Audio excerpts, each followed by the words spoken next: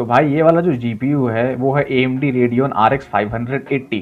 अब RX 580 जो है 2017 में लॉन्च हुआ है, ग्राफिक्स कार्ड है। तो इसको अच्छे से टाइम हो चुका है, मतलब कि ऑलमोस्ट 6 साल 7 साल हो चुका है लॉन्च हुए। लेकिन जब ये लॉन्च हुआ था और तब से लेके आज तक ये बहुत ज़्यादा फेमस है। ठीक है, इसकी एक हिस्ट्री है। अगर तुम उसको ध्यान से समझोगे तो तुम्हें पता चलेगा कि मैंने क्यों लिया और इतना पॉपुलर ग्राफिक्स कार्ड क्यों है। तुम अगर यूट्यूब से फेमिलियर हो और यूट्यूब पे गेमिंग कम्युनिटी से फेमिलियर हो तो उस कम्युनिटी में लोग इस ग्राफिक्स कार्ड को बहुत रिकमेंड करते हैं और बजट गेमर्स के लिए भाई ये स्वर्ग है। ठीक है, तो बात ये है कि जब ये ग्राफिक्स कार्ड लॉन्च हुआ था तो ये इसका स्पेसिफिकेशन बहुत अच्छा था। ठीक है, 256 गीगाबिट पर सेकंड का इसका बस स्पीड था, क्लॉक स्पीड भी बहुत बढ़िया था। ठीक है, और जब टेस्ट करके देखा गया तो ये पता चला कि गेम्स पे ये आराम से मीडियम टू हाई सेटिंग्स पे 60 FPS या उससे कम में भी आपको खिलवा देता है। ठीक है, मतलब डिसअपॉइंट नहीं करेगा। अब एक्चुअली में बात ये है कि माइनर्स को ये कार्ड बहुत पसंद आया। ठीक है, तो उन्होंने बल्क में कार्ड्स मंगाए, खरीदे, बहुत सारे कार्ड खरीदे। ठीक है, जब माइनिंग चलता था, माइनिंग तो 2021 के बाद बंद हुआ है, 2022 के बाद, लेकिन उसके पहले तो चलता था। तो माइनर्स ने इस कार्ड को बल्क में खरीदा और आज भी ये कार्ड मार्केट में इसीलिए है क्योंकि जब माइनिंग बंद हुआ तो उनका धंधा बंद हो गया माइनर्स का। और एक्चुअली में ये कार्ड मैंने एक माइनर से ही लिया है। ठीक है, वो माइनर जो था इथीरियम शायद माइनिंग करता था, तो उसने मुझे OLX पे कांटेक्ट किया, मैंने उससे कांटेक्ट किया OLX पे, और उसने बताया कि उसके पास में एक ऐसा GPU है। मैंने वगैरह वगैरह डिस्कस किया, लेकिन मैं लेने के स्ट्रेट फॉरवर्ड गया नहीं। मैंने क्या किया कि थोड़ा टाइम लिया।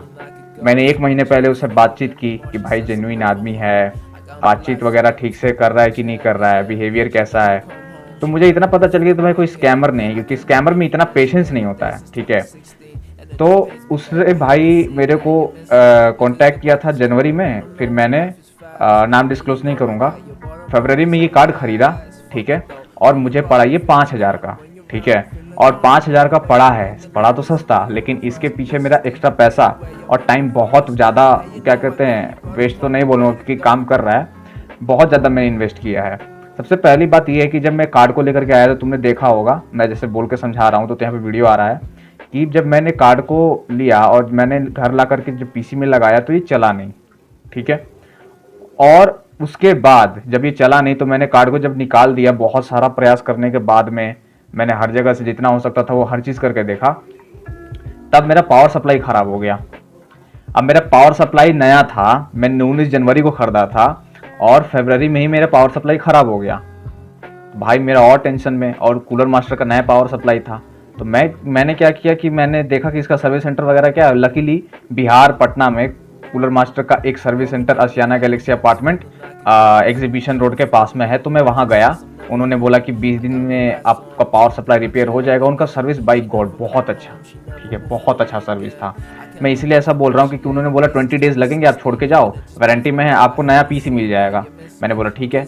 मुझे लगा कि 20 दिन ज़्यादा है, लेकिन मैंने बोला कि क्या ही कर सकते हैं यार, अब मतलब जल्दबाजी करने से वैसे भी कोई फ़ायदा नहीं है। तो मेरे तो एग्ज़ाम सारे थे, मैं उसमें लग गया। फिर उसके बाद में जब मैंने 7 दिन तक वेट किया तो मुझे ऑटोमेटिकली इन्होंने 7-8 दिन में कांटेक्ट किया कि आपका जो है प्रॉब्लम फिक्स हो चुका है, तो आप आकर के अपना पावर सप्लाई ले जाओ। तो मैं बहुत खुश गया, लेकिन GPU का प्रॉब्लम अभी भी सॉल्व नहीं हुआ था। तो इन द मीन टाइम मैंने GPU को खोला और बहुत ज़्यादा गंदा था, लिटरली बहुत गंदा, मतलब लगता है ना कि आज तक किसी ने कभी साफ़ नहीं किया। जब मैंने उसको खोला, और यहाँ पे तुम पिक्स देख सकते हो, तो उसमें जो थर्मल पेस्ट था वो सारा का सारा भाई रबड़ बन चुका था, रबड़।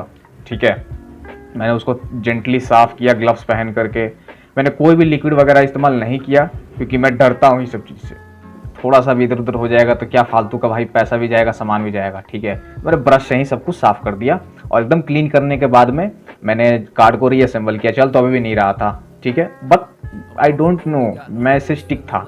मैंने सेलर से दोबारा कांटेक्ट किया कि भाई चल तो रहा नहीं है, डिस्प्ले तो आ नहीं रहा है। तो मुझे कहीं कहीं लग रहा था कि भाई मेरे साथ स्कैम तो नहीं हो गया है। ठीक है, क्योंकि मैंने चला करके लिया नहीं था, वो संडे का दिन था। लेकिन भाई उसके बाद मैं गया एग्जीबिशन रोड दोबारा इसको चेक कराने के लिए। तब मुझे याद आया कि भाई मैंने डाई पे तो थर्मल पेस्ट लगा दिया है, लेकिन वी रैम पे थर्मल पेस्ट लगाया ही नहीं। तुम यहाँ पे छोटे छोटे चिप देख रहे होगे 7-8 डाई के चारों ओर। भाई मेरा दिमाग फॉक हो गया एकदम। मैं फटाफट अगले दिन गया और ये मैं नहाते हुए सोचा, ठीक है। अगले दिन मैं गया, जीपीयू लेकर के आया, जीपीयू को लेकर के आकर के मेरा दोस्त भी घर पे था, मैंने खोला उसके सामने में, फिर मैंने थर्मल पे सप्लाई किया, मैंने रखा, ठीक है। चल तो अभी भी नहीं रहा है क्योंकि टेस्ट तो किया नहीं, पावर सप्लाई इसके बाद आया, पावर सप्लाई आ गया। फिर उसके बाद में जब पावर सप्लाई आया तो मैंने लगा करके कुछ ऐसे सोल्यूशंस ऑनलाइन देखना चालू किया, ठीक है।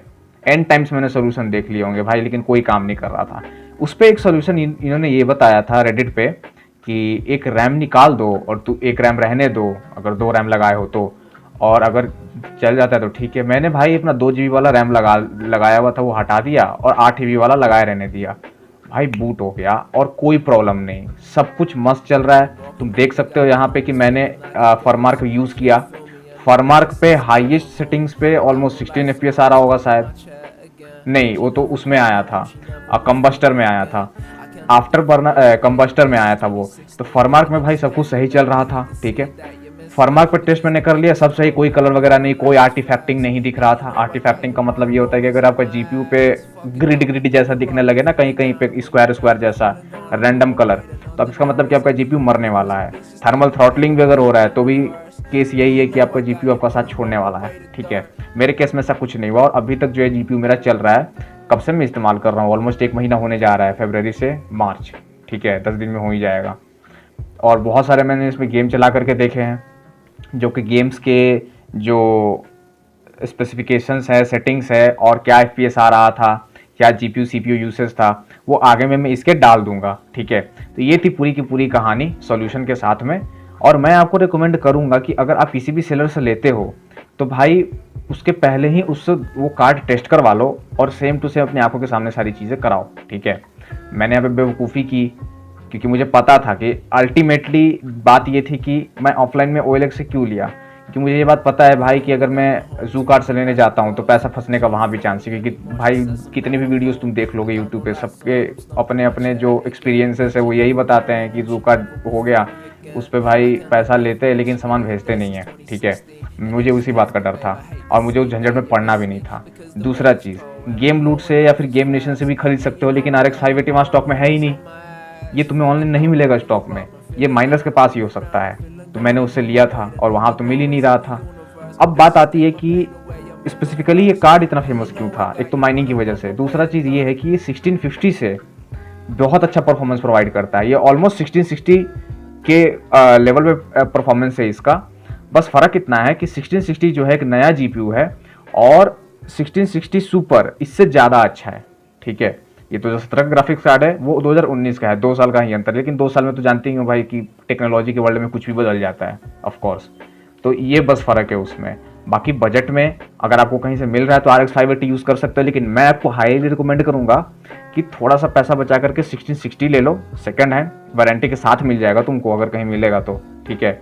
बाकी ये सारे के सारे कार्ड्स बंद हो चुके हैं, RX 580 अब नहीं मैन्युफैक्चरिंग होता है। GTA 16 सीरीज़ भी मैन्युफैक्चरिंग होना कब कब बंद हो चुका है, 10 सीरीज़ तो कब कब बंद हो चुका है, 20 सीरीज़ भी बंद हो चुका है और RTX 30 सीरीज़ भी बंद होने वाला है, ठीक है। मैं और रिकमेंड कर सकता हूँ तुम लोगों को GPU कि देख तो GTX 1660 हो गया, 1660 सुपर हो गया, कहीं से मिल रहा है तो सेकंड हैंड ले सकते हो। RX 6600 भी ले सकते हो।